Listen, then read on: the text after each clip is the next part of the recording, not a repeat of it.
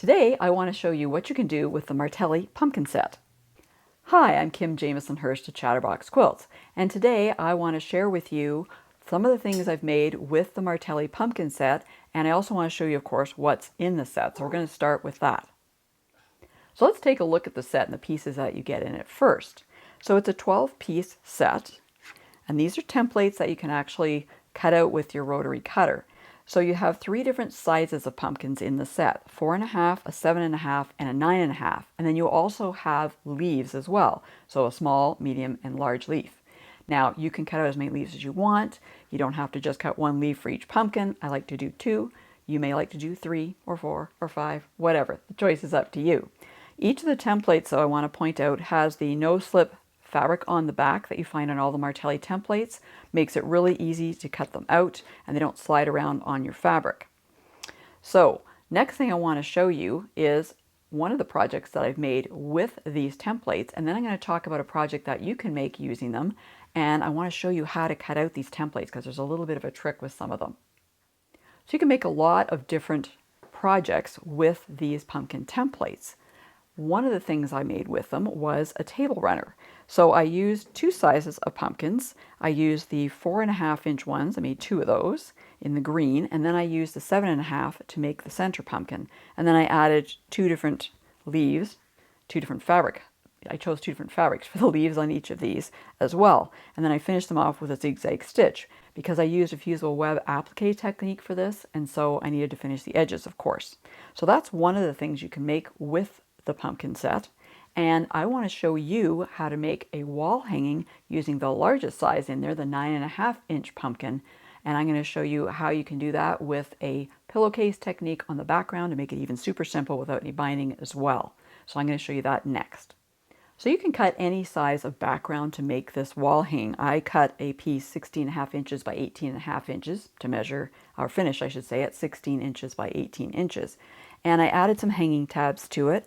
And I made this quilt sandwich because I have a back and a front and batting in here with the pillowcase method. Now, if you don't know how to do that, check up above or in the description below because I have a video showing you how to do that. Then you don't have to do any binding. So basically you need a background to put your pumpkin on. And we're just going to use 1 pumpkin template, the 9.5-inch size, and center it on this background. And then of course you need to add some quilting at the end. But let's talk about the pumpkin templates next because that's the next step. So you need to choose some fabric for your pumpkin. Now I like to use 3 different color fabrics for my pumpkin, and I've done some cutting already, but don't worry, I'm going to show you how to cut out the templates. Okay, so I've got 3 different colors. This is what I'm going to use for the center of my pumpkin. Then I'm going to have this color next, and then the darker one for the outside. And I also wanted to cut some leaves. I did this already too. And I chose 2 different fabrics for the leaves. But let's talk about how to cut out those templates because there's a different way to cut out some of them. So let's start with the center. Okay, so here's my 3 template pieces. I can take these 2 off because I'm not going to use those. And I'm using the Martelli roundabout because this makes it easy for me to go around these curves. So here's my center piece, and actually all the fabrics I chose were batiks. Makes it super simple. I don't have to think about the folding I'm going to be doing on some of these, whether I've got right sides together, wrong sides together, or whether it's directional or anything. So if you can use batiks, it always makes things easier. So this is my centerpiece, okay? It's the one that has the straight edge on it. And I know which template I have because it says 9.5 on it, so that's my 9.5. Okay? Next thing I want to do is I want to line up that straight edge on the fold. So when I cut this out, I'm going to get an oval sort of. That's my center. So I've got my cutter here.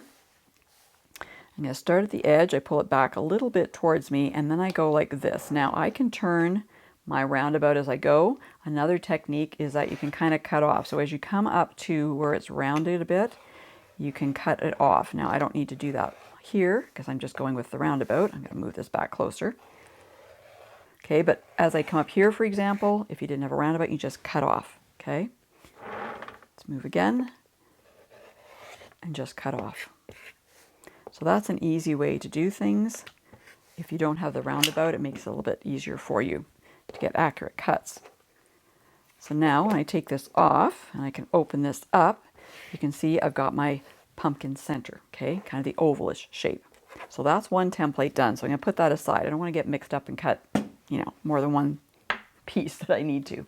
I already cut the second part. I already cut this part out. Okay, that one's done, but I haven't cut this one, so I'm going to show you how to do that. So again, you're going to fold your fabric, okay, because what you want to get is a mirror image of this, okay. You'll see when I'm done what I'm talking about, but you are not placing anything on the fold. Your fabric is folded. You need to make sure there's enough to cover the whole template, but you are not going to be cutting one piece that opens up. It's not like a butterfly, okay, or a snowflake or whatever. It's going to be just two pieces that are the mirror image of each other. Okay, so again, we're going to start at the corner, or the edge, I should say, here. And I'm going to go around, and I'm cutting off a bit as I go along. Just makes it a little bit easier. Oops, I didn't quite get in there. I couldn't figure out where I had stopped my cut. And we have a stubborn part here. There's always at least one stubborn part when you're cutting these things. Okay, and I can turn my roundabout a little bit more. And I can cut right off there if I want to. Turn my roundabout. I could bring things a little closer as well. Don't want to be reaching with the rotary cutter, right? Not a good idea. Okay, and then we'll get the last little bit here. All right, so I'm going to close my cutter because I have to do the inside part, but I want to get those bits and pieces off now. So now I have to cut the inside part, and to do this, I find it's a little easier to use a smaller cutter, so I've got the 28mm rather than the 45, but you need to take your time with this. Okay, it's going to be a little tougher to cut because of the nature of that curve. So I have two pieces now. All right, so I've got my two exterior pieces. I'd already cut the interior pieces, sort of interior pieces, if you will, okay? And they're cut the same way, okay? They're cut the same way. Fold your fabric and you're cutting a mirror image. And then we need to get our center as well, right?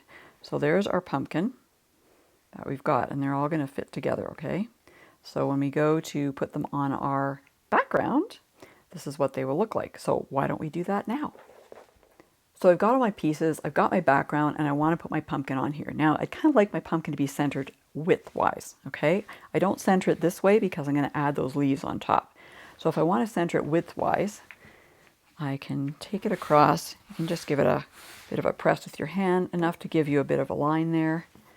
And then I can take my interior part. Okay, I can line up that fold and just open it up. Okay, and that's going to be pretty much centered. Now, I may have to move it down a little bit, like I said with the leaves. I'm not so concerned about that yet. But I can get my little leaves out and see what I want to do. So I don't want my leaves running off of the, looks like a pineapple now, doesn't it? Or a rabbit. I don't want them running off the table or too close to the edge. So I will probably put them probably around about there, let's say. And then I'm going to move this down a little bit. All right. Enough fussing, right? Okay, let's add the rest of the pumpkin, shall we? Okay, so here's the rest of the pumpkin. And if you're not sure which way this should go, because it's not actually symmetrical, you can always take a look at your template and you can read the numbers on it and see. And now this one you can see that the wider part is at the bottom, okay?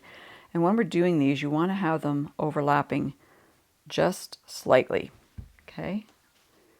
And you probably noticed that I didn't put any fusible web or anything on the back of these. You certainly could before you cut out the templates. You could certainly do that if you wanted to. You don't have to, but it's not a bad idea, perhaps, if you like to work with fusible web. If you don't have fusible web on the back, and obviously I don't, there's a couple ways you can get these pieces to stay because you're going to have to stitch these all down, right? And one of the ways you can do that is by using seam-align glue. And if you don't know what seam-align glue is and why I like it so much, you want to check in the description below or up above, and I'll have a link to a video about that.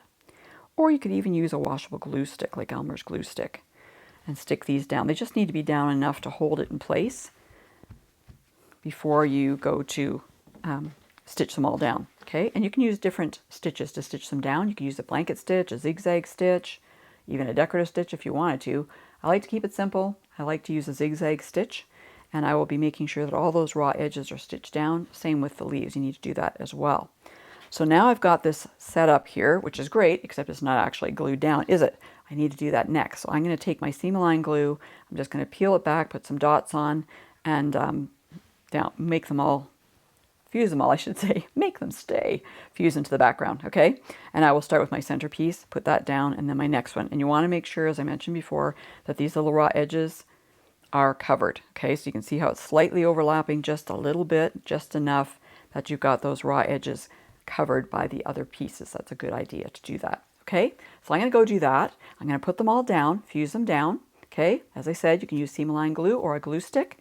Once you've got them down, the next step is to actually do that stitching to hold those pieces down to the background. So I'm going to go to the machine and show you how to do that next. So I've taken the Seam-Align glue and I have fused down all the pieces here, including the leaves, which I had to play with a bit till I got them the way I like them. That's the advantages and the disadvantages of batik, right? Batik can go either way, so, you know, I had lots of fun deciding how I wanted to put that down. But I think this looks pretty good. And the next step is, of course, to stitch down these applique pieces. And I'm going to use a zigzag stitch. So before you use a zigzag stitch, or whatever stitch you may be using, you want to try it out because you might be adjusting the length and the width, which I did both for the application I'm using for today. And I don't want to have to use a whole bunch of different threads here. I don't want to pick 3 different color threads, so I just stuck with a bright orange, and that's what I'm going to use on the pumpkin. Of course, I'm going to use some green on the leaves. So let's start with the center and moving out to one side and then to the other side. Put that bobbin thread up before I start. All right. And we're going to start with this zigzag stitch. See how it goes.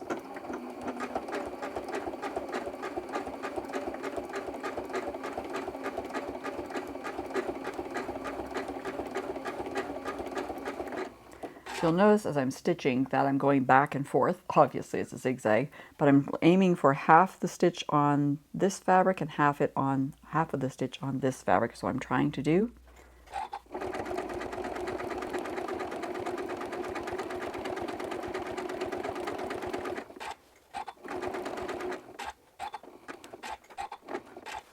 All right, now when I come down the bottom here, as you can see, I don't have any fabric over there. I just got my background. And so what I want to do now is I want to have the stitch fall on the fabric and then the other side of the stitch fall just off the applique fabric. So it might take me a little bit of some fussing to do that, which usually means using my hand wheel to place that stitch exactly where I want it, because that's way too far over. So what I do, I put my foot down and I'm going to lower my needle till it's very close. Then I'm going to raise my foot up with the hand needle raiser at the back. Okay. Okay, and then we're going to continue on here and see how it goes. There we go. That's better.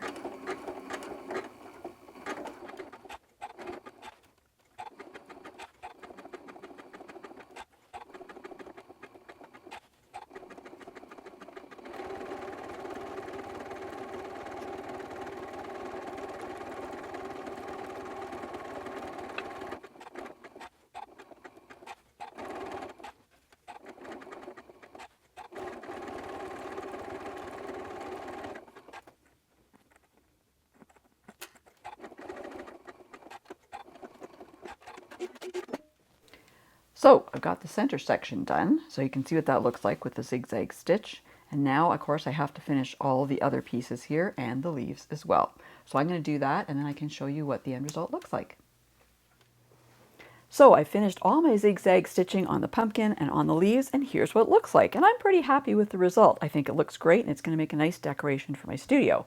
But there's one more thing I have to do that I haven't done on this, that I probably should do, and that's to add some quilting along the back. Although, you know, I might be able to get away just with the zigzag stitching because it did go through the whole quilt sandwich to the back. So that's going to keep everything in place, and there's really not that much area that's unquilted. So I'll make that decision later. But for now, this is looking pretty good, and I like how it looks. So whether you want to make a wall hang, whether you want to make a table runner, maybe you want to use the pumpkins to add some decoration to a tea towel at the bottom. If you use the small one, would be cute.